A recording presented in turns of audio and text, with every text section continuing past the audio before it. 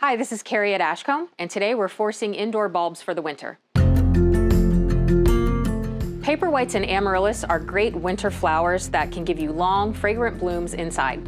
To plant your bulbs, you want to choose a container, again, that has a hole in the bottom so there's good drainage for your plant. You're going to fill your pot with some potting soil almost to the top.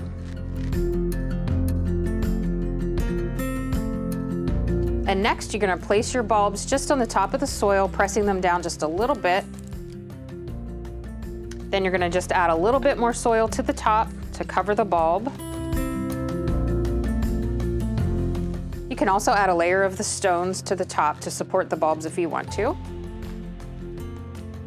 Once your bulbs are finished, you want to water them well till the water drains out the bottom of the pot. And then you want to put them in a bright, sunny location. Cooler is better, that'll keep them a little bit shorter, and in a few weeks' time you'll have a pot of beautiful, fragrant paperwhite bulbs. After the bulbs are done blooming, they will need to go through a resting phase. So you can let the leaves die back and then store the bulbs in a cool, dry, dark place and repot them next winter for another round of flowers.